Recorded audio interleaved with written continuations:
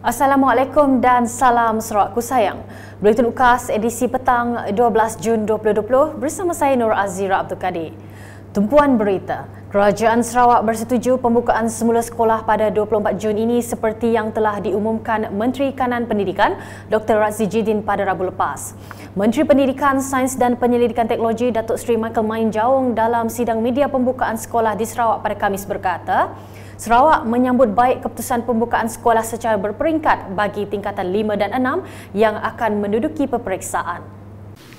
Sarawak melalui Jabatan Pendidikan Negeri Sarawak dan Kementerian saya menyambut baik pengumuman yang diumumkan kemarin mengenai sekolah akan dibuka semula pada 24 hari bulan Jun.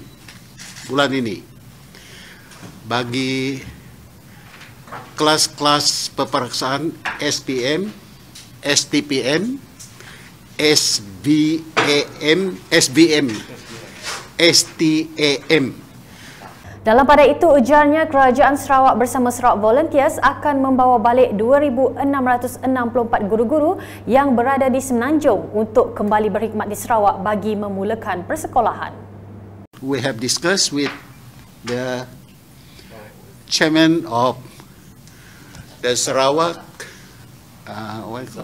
Disaster Management Committee and trying to get the volunteers, Sarawak volunteers, to help them to come over here. But still there is no enough flight.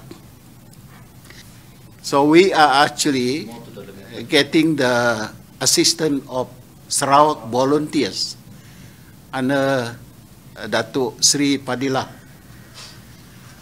So we have contacted them. In what aspect they're going to help them? To get the names and then they will book the flight for them. Yeah. Namun menurut beliau, mereka akan dikuarantin terlebih dahulu sebelum memulakan tugasan. The Sarawak Disaster Management Committee does make any compromise. So all these 2,600 teachers, when they arrive in Sarawak, they need to be quarantined. Those who are serving in the town, they will serve quarantine.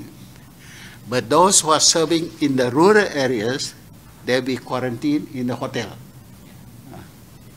for 14 days. So these two, I want to tell the parents, you don't have to worry that the teachers who are coming here and going to the school later on will be free of COVID-19 because they will properly quarantine in the hotel and quarantine in their own homes if they are serving in the town. Selanjutnya, projek program transformasi luar bandar RTP dalam kawasan Dewan Undangan Negeri Dun Pantai Damai dijamin akan dibangunkan lebih agresif lagi selepas tertangguh akibat Perintah Kawalan Pergerakan PKP. Menteri Muda Utiliti Bekalan Air Datuk Dr. Abdul Rahman Junaidi berkata, projek yang tertangguh itu melibatkan pembinaan sistem perparitan yang akan dibangunkan oleh pihak Dewan Bandaraya Kuching Utara DBKU di Kampung Gersik bernilai RM160,000 dan juga pembinaan titi jalan konkret dengan kos RM100,000. Manakala projek lain menurut beliau adalah pembinaan jalan akses menuju ke Dewan Serbaguna Bandar Baru Semariang termasuk menaik taraf sistem pendawaian elektrik Dewan tersebut bernilai RM100,000. Beliau berkata demikian semasa ditemui selepas mengadakan tinjauan projek RTP di Dewan Serbaguna Taman Semariang Aman yang dibina dengan kos RM500,000 pada Khamis. Perkembangan seterusnya mengenai pembinaan pontun sematan yang akan dibina dalam masa terdekat. Menurut Ahli Dewan Undangan Negeri Sarawak Adun Tanjung Datu, Datuk Amar Jamilah Anu, projek rakyat 2019 yang bernilai RM5 juta itu dijangka siap dalam tempoh 6 bulan. Beliau berkata demikian selepas mengadakan lawatan kerja dan penyerahan projek kepada kontraktor Metro Bright Engineering Sendirian Berhad di Pekan Sematan pada Rabu. Selain pontun jelasnya turut akan dilaksanakan di daerah Sematan ialah Anjung Usahawan bernilai RM5 juta, naik taraf Jalan Teluk Melano dan Teluk Serabang juga bernilai RM5 juta serta pembinaan tandas awam bernilai RM200,000. Berikut pula laporan lawatan dan tinjauan kerja Setiausaha Kerajaan Negeri Sarawak Datuk Ahmad Jamal Samayan ke pejabat daerah Kecil Lingga. Semasa lawatan dan pemantauan tersebut, beliau berpuas hati dengan persediaan pemantauan SOP premis kerajaan negeri meskipun di peringkat daerah kecil.